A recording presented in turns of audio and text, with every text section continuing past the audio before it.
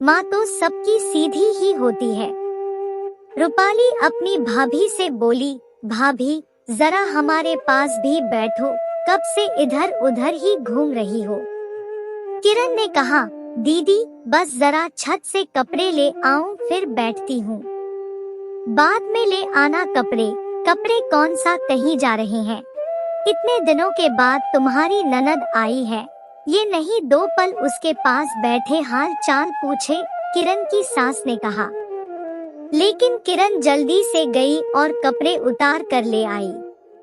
बस दीदी अब यहाँ बैठकर इन कपड़ों की तय कर लूंगी, एक काम भी हो जाएगा। थोड़ी देर में चाय का समय हो जाएगा। किरण बेड पर कपड़े रख कर बैठ गई। भाभी आप तो ऐसे दिखा रही है जैसे आपको टाइम ही नहीं मिलता। अरे ये तो अच्छा है कि आपको माँ जैसी सास मिली है। मेरी माँ तो बेचारी बहुत सीधी है। अगर मेरी सास जैसी सास मिलती तो पता चलता।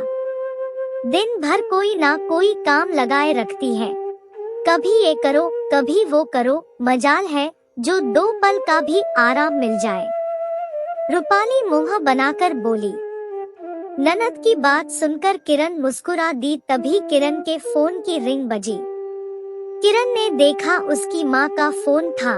किरण बोली, दीदी मेरी मम्मी का फोन है।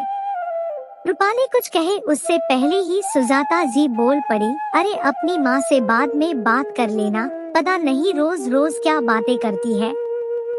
थोड़ी देर ननद के पास बैठने कह दिया तो 100 बहाने तैयार है इसके पास। अपनी सास की बात सुनकर किरण ने फोन काट दिया। फिर वो अपनी सास से बोली, मम्मी जी 1 हफ्ते से मैंने अपनी माँ से बात नहीं की है। माँ है ना, दिल कहाँ मानता है। कोई बात नहीं, बाद में बात कर लूंगी। और बताइए दीदी, जीजा जी कैसे हैं? इस बार आप बहुत दिनों के बाद आई, किरण ने अपनी ननद से मजाक में कहा। अरे भाभी अब आपको क्या बताऊं, यहाँ आने का नाम लेते ही मेरी सास चिढ़ जाती है। वो तो मैं बस जिद करके आ जाती हूँ। सच में भाभी इतनी खड़ूस सास तो भगवान किसी को ना दे। ननद की इस बात पर किरण सोचने लगी, मैं भी पिछले 8 महीनों से कहाँ अपने मायके गई हूँ। अगर फोन पर भी 10 मिनट से ज्यादा अपनी माँ से बात कर लूँ तो सासू माँ के तेवर बदल जाते हैं। रूपाली फिर बोली, भाभी शुक्र मनाओ कि मेरी सास की तरह मेरी माँ आप पर कोई रोक टोक नहीं लगाती, नहीं तो आपको पता चलता कि सास कैसी होती है।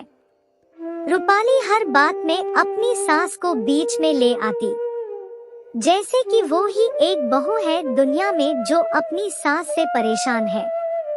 थोड़ी देर बाद रूपाली किरण के कमरे में गई और उसने वहाँ टंगे हुए नाइट सूट को देखकर पूछा, भाभी आप नाइट सूट भी पहनती हैं? जब मैं यहाँ थी तो मैं भी पहनती थी, मगर अब तो मेरी सास मुझे लाने ही नहीं देती।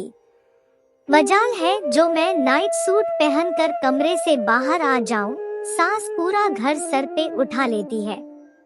आप बहुत किस्मत वाली हो जो माँ जैसी सीधी सास मिली है। किरण को अब अपनी ननद की बातों से चिढ़ हो रही थी, तो वो रूपाली से पूछ बैठी, दीदी आपकी सास इतनी कड़क है तो पूरा परिवार उनसे परेशान रहता होगा। क्या आपकी सास आपकी नंदों पर भी इतनी ही रोक टोक लगाती है?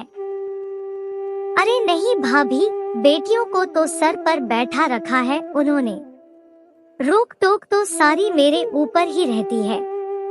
बेटियां तो माँ की लाडली है ना, उन्हें भला क्या परेशानी होगी अपनी माँ से, रूपाली ने कहा। बिल्कुल ठीक कहा आपने दीदी, माँ तो सबकी ही सीधी होती है, मगर पता नहीं ये माएं सास बनते ही क्यों बदल जाती है।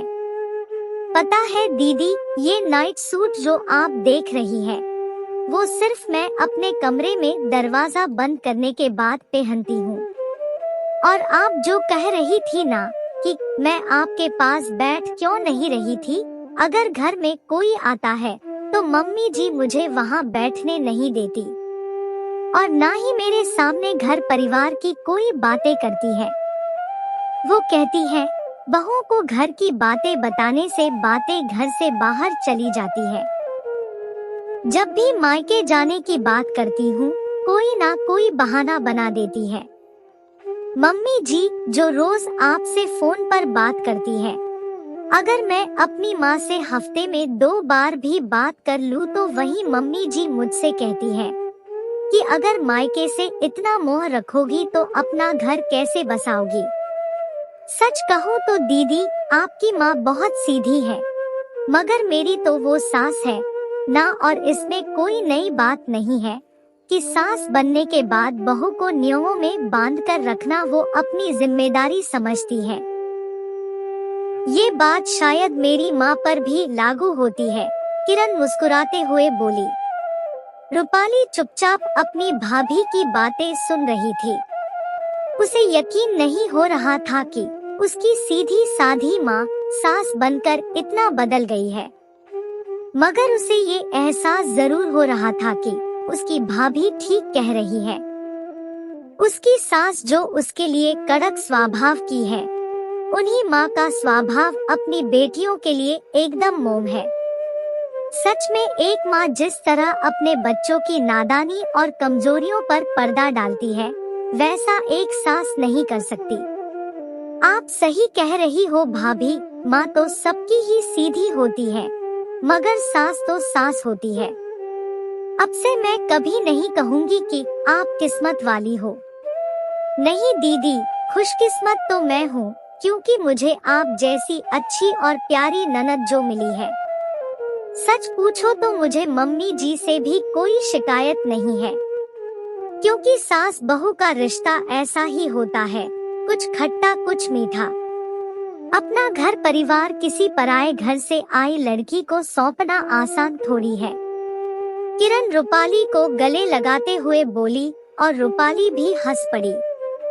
दोस्तों, इसका मतलब ये बिल्कुल नहीं है कि सास में ममता नहीं होती, मगर बहू को एक कुशल गृहिणी बनाने के लिए सास को कठोर होना पड़ता है, ताकि वो अपनी बहू को जिम्मेदार बना सके।